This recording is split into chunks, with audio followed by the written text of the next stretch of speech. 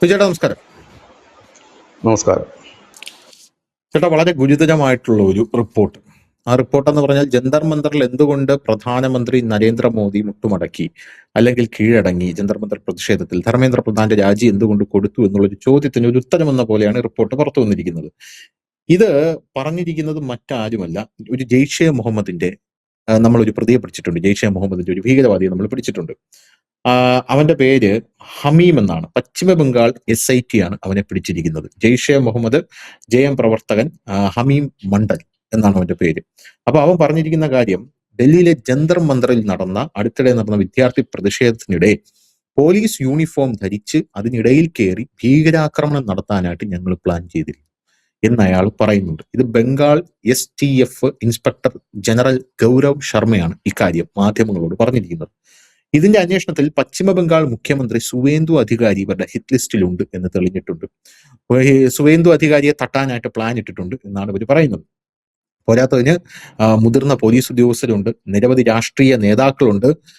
ഈ തീവ്രവാദികളുടെ പട്ടിക തന്നെ ഇവർ പുറത്തുവിട്ടിട്ടുണ്ടായിരുന്നു. അപ്പൊ മുഖ്യമന്ത്രിയുടെ സുവേന്ദു അധികാരിയുടെ നീക്കം ട്രാക്ക് ചെയ്യുന്നുണ്ട് ഇവർ എന്ന് പോലീസ് കണ്ടെത്തിയിട്ടുണ്ട്.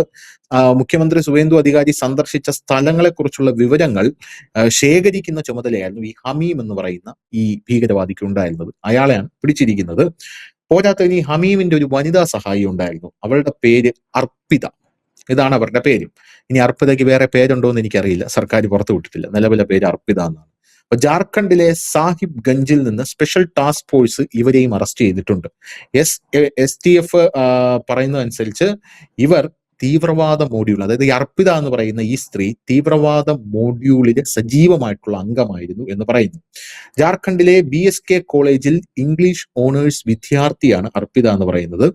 ഇവരുടെ അച്ഛൻ ഒരു സ്റ്റേഷനറി കട നടത്തുന്നു. അങ്കണവാടി ജീവനക്കാരിയാണ് അമ്മ. അവര് 4 വർഷം മുമ്പ് മരിച്ചു. സോഷ്യൽ മീഡിയ വഴിയാണ് അർപ്പിത ഈ ഹമീമുമായി പരിചയപ്പെടുന്നത്. ശേഷം എന്താണ് നടന്നത് നമുക്ക് എല്ലാവർക്കും അറിയാം.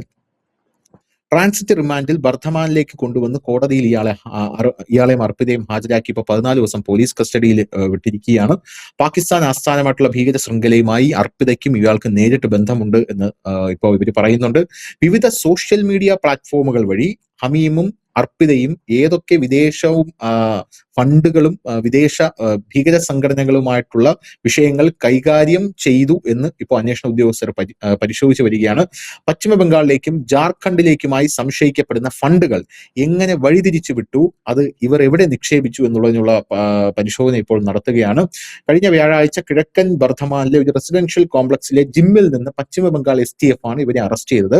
പാകിസ്ഥാൻ രഹസ്യാന്വേഷണ ഏജൻസിയായിട്ടുള്ള ISIയുമായും കുപ്രസിദ്ധ ഗുണ്ടാ സംഘം ഷഹ്സാദ് ഭട്ടിയുമായും പുൽവാമ ഭീകരാക്രമണത്തിലെ പ്രതിയായ സജാദ് ഭട്ടുമായും ഇയാൾക്ക് ബന്ധമുണ്ട് എന്നുള്ള റിപ്പോർട്ടുകൾ പുറത്തു വന്നിരുന്നു. ഇവർക്ക് വ്യത്യസ്ത അസൈൻമെന്റുകളാണ് നൽകിയിരിക്കുന്നത് എന്നുള്ള വാർത്തകളാണ് നമുക്ക് ലഭിക്കുന്നത്. അപ്പൊ ഇതിന്റെ പശ്ചാത്തലത്തിലും അതിനുശേഷമാണ് കുൽഗാം ഭീകരാക്രമണം ഉണ്ടാകുന്നത്. കഴിഞ്ഞ ദിവസം അവിടെ വന്ന അതിഥി തൊഴിലാളികളെ മതം ചോദിച്ച് വെടിവെച്ച് കൊല്ലുന്ന പഹൽഗാം മോഡൽ ഭീകരാക്രമണം അവിടെ ഉണ്ടാകുന്നത്.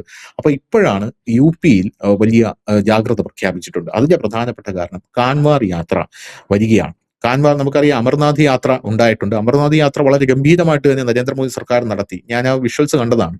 ആ ട്രെയിനകത്ത് പോലും ഈ ഭക്തർക്ക് ചുറ്റും കമാൻഡോകളായിരുന്നു.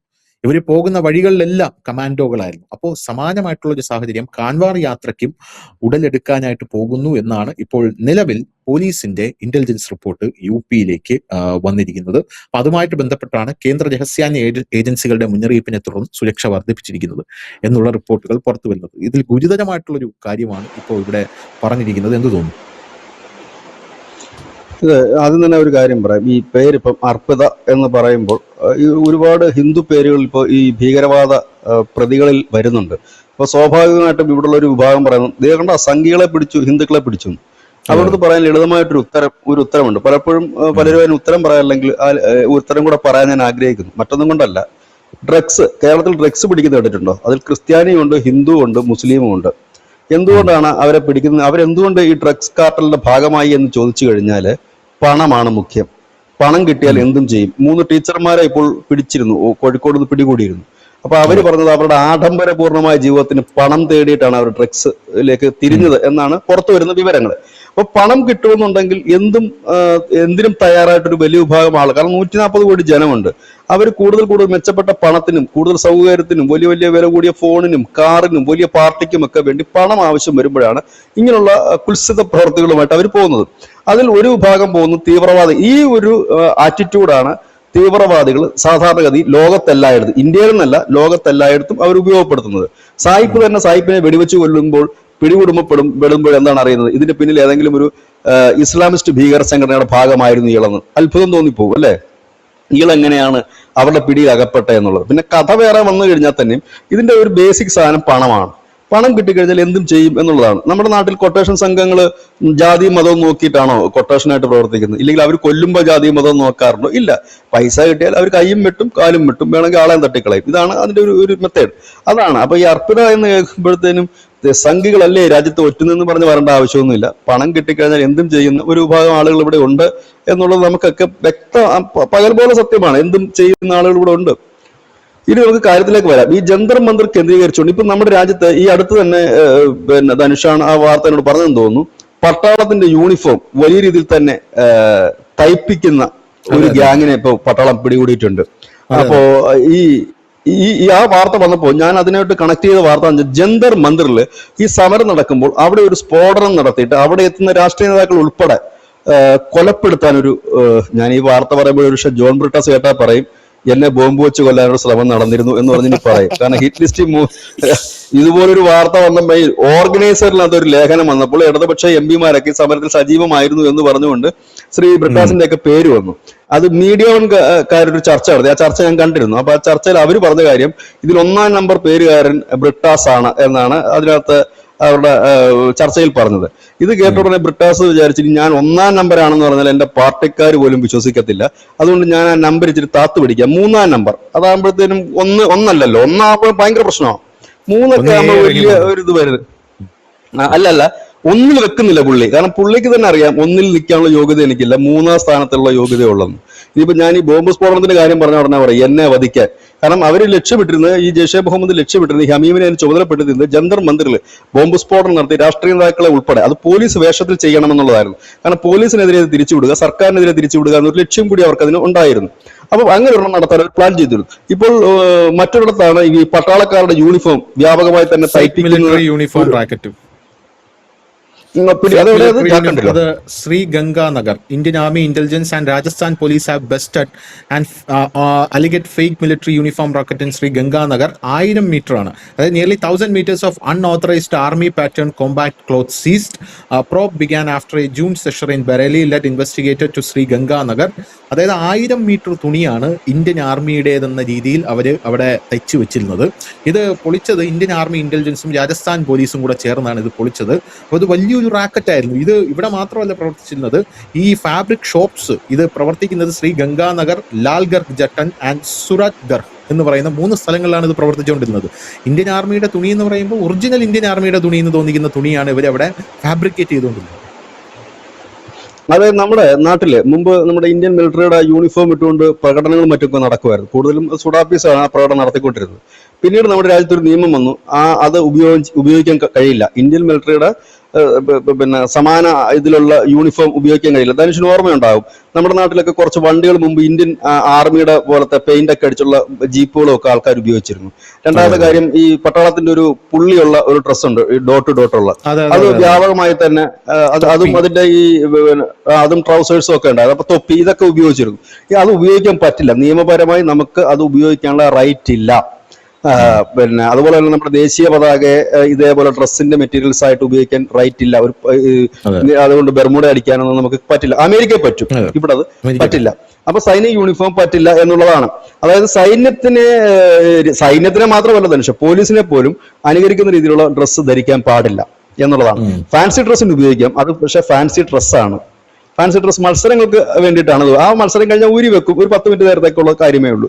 ഇല്ലെങ്കിൽ ഡ്രാമയോ സിനിമയോ, അത് സിനിമയാണെങ്കിൽ ഡ്രാമയാണ്, അത് പറഞ്ഞുകൊണ്ട് മുൻകൂട്ടി പറഞ്ഞുകൊണ്ടാണ് ചെയ്യുന്നത്. ഫാൻസി ഡ്രസ്സിൽ ഇപ്പൊ ഉപയോഗിക്കുമ്പോൾ പോലും കോഡ് ഓഫ് കണ്ടക്ട്, ഫാൻസി ഡ്രസ്സിൽ ഉപയോഗിക്കുമ്പോൾ തോളില് നക്ഷത്രം കാണില്ല, ഇവിടെ ഇത് കാണില്ല, പിന്നെ ഇത് വള്ളി കാണില്ല, അങ്ങനെ ഒന്നും കാണില്ല. അത് കണ്ടു കഴിഞ്ഞാൽ പോലീസുകാരനാണെന്ന് ബേർലി നമുക്ക് ഐഡന്റിഫൈ ചെയ്യാം, അല്ലാതെ ഇത് മറ്റൊരു സാധനങ്ങളും അതിനകത്ത് കാണില്ല. അതിനും കോഡ് ഓഫ് കണ്ടക്ട് കൊണ്ടുവന്നിട്ടുണ്ട് ഇപ്പോൾ. ഉണ്ട്.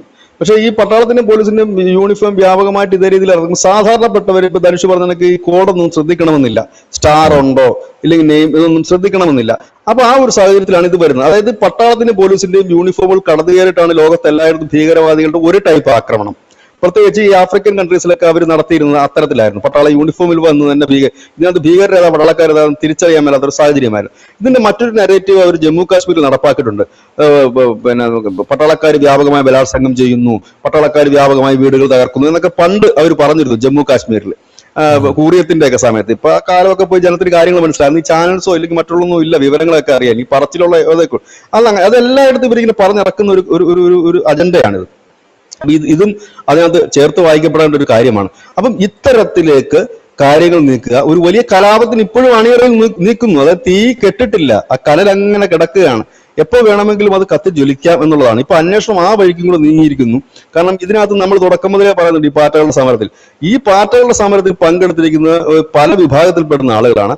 അതില് മതമൗലികവാദികളുണ്ട്, ഭീകര സംഘടനകളുണ്ട്, വിഘടനവാദികളുണ്ട്, വിധ്വംസക പ്രവർത്തകരുടെ ഗ്യാങ്ങുകളുണ്ട്. ഇപ്പോൾ ഓരോന്നോരോന്നായിട്ട് തെളിഞ്ഞു വന്നിരിക്കുന്നു.